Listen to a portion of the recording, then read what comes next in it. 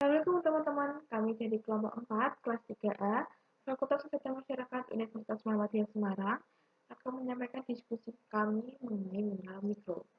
Anggota kelompok 4 terdiri dari 1. Maisania Safia Muti, NIM A2A020021, kemudian kedua Adi Sugiono, NIM A2A020022, ketiga Eka Fiandiana, NIM A2A020023, keempat Setap Arya Pradana, NIM A2A020024, kelima Megara Rahmawati Sucipto, NIM A2A0227. Baik, yang pertama adalah pengertian mineral mikro. Mineral mikro merupakan kelompok mineral yang diperlukan oleh tubuh dalam jumlah yang relatif kecil dibandingkan dengan mineral yang lain. Akan tetapi, mineral mikro memiliki peran yang sangat penting. Apabila kekurangan unsur mikro ini, mineral akan menyebabkan terganggunya proses metabolisme di dalam tubuh. Mineral mikro yang dibutuhkan oleh tubuh manusia hanya sekitar kurang dari 100 mg per hari. Yang pertama ada besi atau Fe. Fungsi proses respirasi sel, yaitu sebagai kofaktor bagi enzim-enzim yang terlibat di dalam reaksi oksidasi-reduksi. Metabolisme energi di dalam tiap sel, besi bekerja sama dengan rantai protein pengangkut elektron, yang berperan dalam langkah-langkah akhir metabolisme energi. Sebaiknya lebih dari 80% besi yang ada dalam tubuh berada dalam hemoglobin. Lalu pelarut obat-obatan.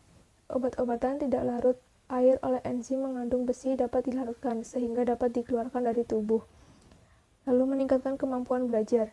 Sistem kekebalan, respon kekebalan sel oleh limfosit T. Metabolisme. Fe yang dibebaskan dari proses degradasi Hb dan porfirin dapat secara cepat terlihat transferin dan dalam ferritin serum pada plasma.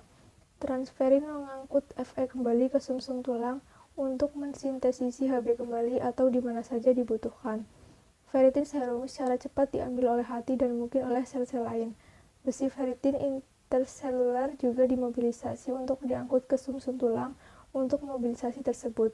Fe yang ada dalam pusat inti ferritin harus direproduksi, dikilasi, dan dipindahkan ke dalam plasma, di mana dioksidasi kembali menjadi F3+ untuk diangkut pada transferin. Kemudian ada sumber besi, yaitu ada sayur bayam, sayur kale, sayur brokoli, tuna, telur, dan salmon. Dan ada juga akibat kekurangan dan kelebihan. Kekurangannya yaitu lesu, pusing, anemia. Kelebihannya cirrhosis atau pembekakan karena meningkatnya cairan pada hati. Yang kedua, Zn atau seng. Fungsi seng berperan dalam berbagai aspek metabolisme seperti reaksi yang berkaitan dengan sintesis dan degradasi karbohidrat, protein, lipida, dan asam nukleat. Seng berperan dalam pemeliharaan keseimbangan asam basa. Seng juga sebagai bagian integral enzim DNA polimerase dan RNA polimerase yang diperlukan dalam sintesis DNA dan RNA. Seng berperan dalam pembentukan kulit, metabolisme jaringan ikat, dan penyembuhan luka. Seng juga berperan dalam pengembangan fisik reproduksi laki-laki dan pembentukan sperma. Metabolisme di dalam pankreas. Seng digunakan untuk membuat enzim pencernaan yang pada waktu makan dikeluarkan ke dalam saluran cerna. Dengan demikian, saluran cerna menerima seng dari dua sumber, yaitu dari makanan dan dari cairan pencernaan yang kembali ke pankreas, dinamakan sirkulasi enteropankreatik. Bila dikonsumsi seng tinggi di dalam sel dinding saluran cerna, sebagian diubah menjadi metallothionein sebagai simpanan sehingga absorpsi berkurang. Seperti halnya dengan besi, bentuk simpanan ini akan dibuang bersama sel-sel dinding usus halus yang umurnya adalah 2-5 hari. Metallothionein di dalam hati mengikat seng hingga dibutuhkan oleh tubuh. Metallothionein diduga mempunyai peranan dalam mengatur kandungan seng di dalam cairan interseluler. Sumber didapatkan dengan mengkonsumsi jamur, sayur kale, produk susu, daging atau daging sapi atau babi atau domba, dan kacang merah, lobster hingga tiram. Kelebihan dan kekurangan. Kekurangannya, pertumbuhan fisik tidak sempurna atau kerdil. Kelebihannya, lelah, anemia, gangguan reproduksi, mempercepat tumbuhnya aterosklerosis. Lalu yang ketiga ada I atau iodium. Iodium merupakan mineral penting yang dibutuhkan tubuh untuk membuat hormon tiroid. Untuk menjaga kadar hormon penting ini, pastikan asupan iodium harian Anda terpenuhi. Lalu ada fungsi. Fungsi dari iodium adalah yang pertama, menjaga fungsi kelenjar tiroid untuk mengatur kecepatan metabolisme dan pembentukan hormon tubuh, serta memproduksi protein untuk tubuh. Yang kedua, mencegah penyakit gondok. Yang ketiga, membunuh kuman pada luka luar. Yang keempat, mencegah stroke. Yang kelima, mencegah kanker payudara, lalu mencegah terjadinya keterbelakangan mental, dan yang terakhir, mengobati penyakit kulit karena jamur. Sumber dari iodium. Yang pertama, garam beriodium, makanan laut seperti rumput laut, agar-agar, udang, ikan laut, dan kerang. Lalu yang ketiga ada susu dan produk olahan lainnya seperti keju dan yogurt. Lalu ada telur, kacang-kacangan, dan biji-bijian seperti gandum dan kedelai.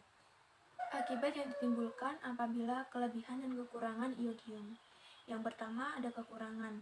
Jika seseorang kekurangan iodium, maka akan terjangkit penyakit gondok, artisme, dan tumbuh kerdil. Lalu jika seseorang kelebihan mengkonsumsi iodium, maka akan menutup jalan pernapasan sehingga menimbulkan sesak napas. Se atau selenium.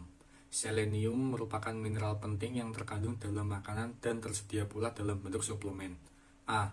Fungsi: menangkal radikal bebas, meningkatkan imunitas tubuh, mendukung kesehatan dan fungsi tiroid, mengurangi resiko penyakit jantung, mencegah penyakit kanker dan penyakit degeneratif lainnya, mengurangi gejala asma. Metabolisme: selenium berada dalam makanan dalam bentuk selenometionin dan selenocysteine. Absorpsi selenium terjadi pada bagian atas usus halus secara aktif. Selenium diangkut oleh albumin dan alfa-2 globulin. Absorpsi lebih efisien. Bila tubuh dalam keadaan kekurangan selenium, konsumsi tinggi menyebabkan peningkatan ekskresi melalui urin. C. Sumber: pada makanan, selenium dapat dijumpai dalam kacang, ikan tuna, kakap merah, scallop, daging sapi, daging ayam, telur, susu, raspberry, jamur portobello, dan juga biji-bijian. D. Kelebihan dan kekurangan.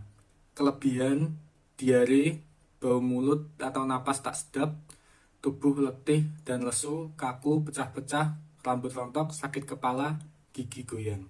Kekurangan: kerusakan jantung, beresiko stroke, gangguan reproduksi, kanker, katarak. Terima kasih telah menonton video kelompok 4. Apabila ada kesalahan dan kekurangan, mohon maaf. Kemudian apabila ada teman-teman yang ingin tanya, silakan mengajukan pertanyaan di grup DIJKM. Jangan lupa memberikan nomor agar tidak tertimbun satu sama lain. Terima kasih. Wassalamualaikum warahmatullahi wabarakatuh.